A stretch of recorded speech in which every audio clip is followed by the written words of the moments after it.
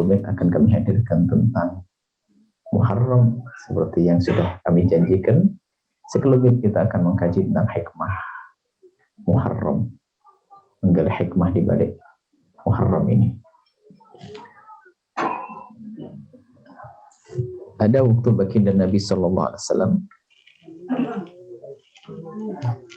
baginda Nabi di saat para sahabat Nabi lain, kepekaan sahabat Nabi di saat Nabi mengajarkan berpuasa, waktu melihat orang-orang Yahudi berpuasa di 10 Muharram. Lalu Nabi bertanya kenapa mereka berpuasa? Karena ini adalah hari-hari Allah, hari Allah menyelamatkan Nabi Musa alaihissalam. Maka Nabi mengatakan kita lebih berhak untuk bersyukur dengan keselamatan Nabi Musa. Lalu Nabi Muhammad SAW menyuruh sahabat Nabi untuk berpuasa di 10 Muharram. Puasa di 10 Muharram yang disebut dengan Ashura. Sahabat Nabi itu orang yang selalu sam'an wa ta'atan. Dengan baginda Nabi kalau sudah mendapatkan amalan mereka berebut, akan tapi ada yang mengganjal. Mengganjal ini adalah iman juga yang diajarkan oleh baginda Nabi. Mengganjalnya bahwasanya kenapa kalau kita melakukan ibadah sama dengan puasanya Nabi? Pas puasanya orang Yahudi, yaitu 10 Muharram. Kemudian setelah Nabi melihat gundahnya sahabat-sahabat dulu, Nabi mengatakan la in baqitu ila qabilin la asumanna tasi'a. Kalau aku diberi umur sampai tahun depan, niscaya aku akan berpuasa tanggal 9-nya. Dan baginda Nabi wafat sebelum tahun depan tiba. Maka para ulama mengatakan disunnahkan kita puasa di 10 Muharram. Akan tapi untuk mendapatkan kesunahan yang double adalah ditambah tanggal sebelumnya, tanggal 9 Muharram.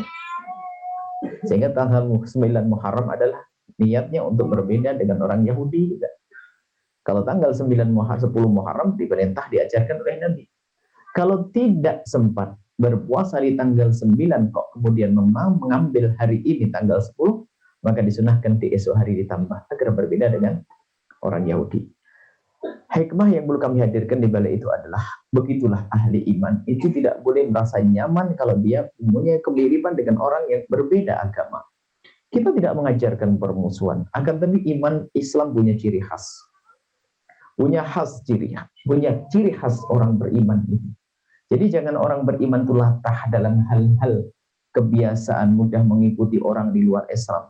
Bahkan kalau kita tengok bagaimana Sayyidina Umar bin Khattab dengan kegundahannya lalu membuat penanggalan tahun baru Hijriah. Tahun baru Hijriah kan dimulai pada zaman Sayyidina Umar bin Khattab. Karena apa? Kita tidak ingin punya penanggalan yang serupa dengan mereka. Lalu Sayyidina Umar bermusyawarah, akhirnya diputuskanlah tahun baru Hijriah dimulai adalah dari bulan Muharram.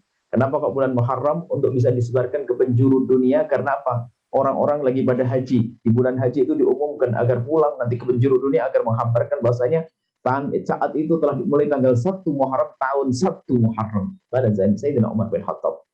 Yang perlu kami hadirkan adalah apa sih maksud para sahabat melakukan itu semuanya? Untuk agar berbeda dengan orang-orang di luar Islam.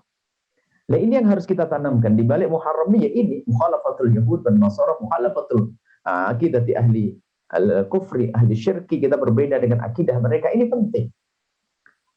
Maka akan harus kita nyatakan ini telah kropos iman kita. Kalau kita lebih bangga dengan gaya hidupnya orang di luar Islam. Islam Nabi Muhammad telah mengajarkan cara hidup terbaik. Kalau ada orang beriman meyakini ada cara hidup lebih bagus daripada diajarkan Nabi, maka dia keluar dari iman. Maka kita harus meyakini bahwa yang dia bawa oleh Nabi adalah paling bagus di cara hidup. Hanya kadang sebagian dari kita tidak mengamalkannya atau salah dalam memahami apa yang diajarkan oleh baginda Nabi Muhammad SAW, sehingga menjadi Islam itu tampak tidak indah, tidak baik. Mungkin ada yang berkata Islam itu terlihat kumuh, kotor dan tidak bersih. Itu bukan ajaran baginda Nabi. Kalau baginda Nabi mengajarkan yang bersih. Yang bersih.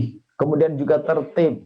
Kemudian ithar, mementingkan orang lain. Nah, ini permasalahan kita. Ini adalah kita meniru kepada orang di luar Islam dalam hal yang tidak boleh kita ikuti. Akan tapi di sisi lain, Apa yang diajarkan Nabi tidak kita ikuti. Kalau kita misalnya mungkin yang pernah ke negeri-negeri kafir sana yang sudah tertib negeri, bagaimana budaya ngantri itu ada. Ngantri itu sebenarnya kan dalam bahasa akhlak kita namanya itar, mementingkan orang lain. Itar, kita mementingkan orang lain. Maka di saat seorang mukmin tidak tertib ngantri, setelah dia telah melanggar nabinya, bahkan kadang mengambil haknya orang lain. Kita melihat waktu kita ke negeri ziarah kunjungan dakwah ke negeri kafir itu, kita menemukan bagaimana budaya ngantri. Sampai kita lihat, ngapain orang kok sepanjang ini? Oh, dia ngantri. Padahal ngantri beli makanan, ngantri. Naik angkot, nggak naik. Bis kota, ngantri. Semuanya ngantri aja. An-nadhafah, kebersihan. Sampai kita ke salah satu negeri kafir, sampai kita bingung buang sampah kemana, nggak ada tempat sampah. Tapi kenapa kok bersih? Ini kita tidak menjalankan apa yang diajarkan Nabi. Artinya apa? Apa yang diajarkan Nabi kita tidak senang untuk mengikutinya, tapi justru yang kita ikuti adalah gaya hidupnya orang di luar Islam. Termasuk jujur masalah penanggalan tahun baru Hijriah. Kita tidak boleh menggunakan tahun baru Masehi. Karena selama ini dunia menggunakannya. Akan tapi jangan sampai kita kalah lalu kita melupakan tahun baru Hijriah. Kita ingin menghadirkan kembali tahun baru Hijriah. Tradisi nenek moyang atau mbah-mbah kita, orang tua kita itu bagaimana? Tradisi ulama-ulama di negeri kita ini bagaimana mengajarkan di masyarakat kita ini untuk bisa mengenal tahun baru, tahun Arab daripada tahun Masehi. Bahkan kadang diterjemahkan dengan bahasa lokal, seperti kalau di Jawa itu ada namanya Suro, Safar, Mulut atau Mulut, Jumatilah, Rejab, Wah, Kosong, Sawal, Selo, Besar, Suro. Suro itu adalah Asyura, Muharram, Safar, Mulut, atau Mulut, Rabiul Awwal, Rabiul Tsani, dan seterusnya. Dan orang tua, kakek-kakek kita itu malah tidak mengerti tahun Masehi. Tapi bersama berjalannya waktu telah berubah. Bukan kita tidak boleh menggunakan tahun Masehi, namanya tahun nggak terlalu penting karena kita tidak mengikuti akidah. Tapi yang menjadi masalah kalau kita lebih bangga dengan apa yang dari luar Islam, sementara yang ada di dalam Islam sendiri kita tidak perhatian. Baik, ini mungkin sekelumit. Sebetulnya kami ingin kami bimbang hari ini, apakah kami melanjutkan hikmah yang sudah kita hadirkan, atau kita melanjutkan, karena waktunya juga sangat pendek. Mungkin kita untuk hikmahnya kita tunda, atau bagaimana? Masya Allah. Bismillah bil barakah. Jadi mungkin penekanannya ini. Hikmah selanjutnya. Baik. Jadi mari kita bangga dengan yang datang dari baginda Nabi. Cara makan baginda Nabi, cara jalan baginda Nabi.